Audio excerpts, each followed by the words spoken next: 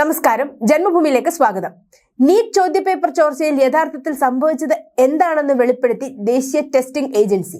ചോദ്യപേപ്പർ ചോർന്നതിനെ പ്രതി കേന്ദ്ര സർക്കാരിനെ പ്രതിരോധത്തിലാക്കാനുള്ള ഒന്നും തന്നെ സംഭവത്തിൽ ഇല്ലെന്ന വസ്തുതയാണ് ഇതോടുകൂടി പുറത്തു വന്നിരിക്കുന്നത്. നീറ്റ് UG ചോദ്യപേപ്പർ ചോർന്നത് വളരെ ചുരുങ്ങിയ പ്രദേശങ്ങളിൽ മാത്രമാണെന്ന് വിശദീകരിക്കുകയാണ് ദേശീയ ടെസ്റ്റിംഗ് ഏജൻസി.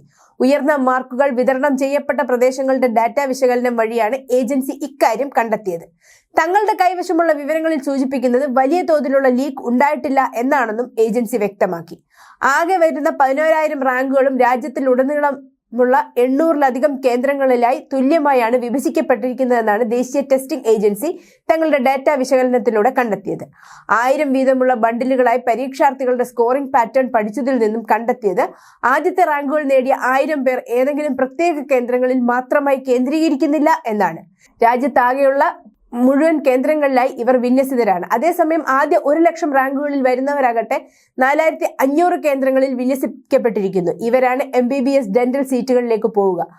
ആകെ 4,750 കേന്ദ്രങ്ങളാണ് രാജ്യത്തുള്ളത്. ഇതോടുകൂടി ഏതെങ്കിലും ഒരു പ്രത്യേക കേന്ദ്രത്തിലായി റാങ്കുകൾ കേന്ദ്രീകരിക്കപ്പെട്ടിട്ടില്ല എന്ന വസ്തുത വ്യക്തമായതായി ദേശീയ ടെസ്റ്റിംഗ് ഏജൻസി വെളിപ്പെടുത്തി.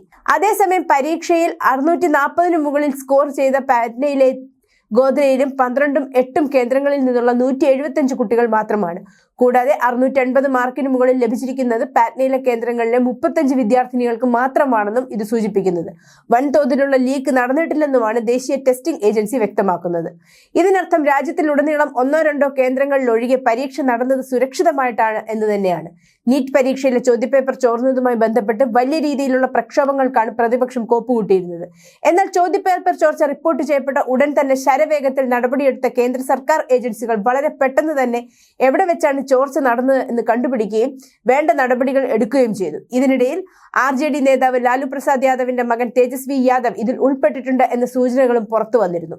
നീറ്റ് പരീക്ഷ നടത്തിപ്പിൽ കേന്ദ്ര സർക്കാർ പരാജയപ്പെട്ടു എന്ന വാദത്തിന്റെ മുനയൊടിയാണ് ഇതോടുകൂടി ദേശീയ ടെസ്റ്റിംഗ് ഏജൻസി ചെയ്തിരിക്കുന്നത്. നീറ്റ് പരീക്ഷയുമായി ബന്ധപ്പെട്ട വലിയ രീതിയിൽ മുതലെടുപ്പ് നടത്താം എന്ന പ്രതിപക്ഷത്തിന്റെ ആഗ്രഹമാണ് ഇതോടുകൂടി മുളയിലെ നുള്ളപ്പെട്ടത്. News desk, Janmabhumi.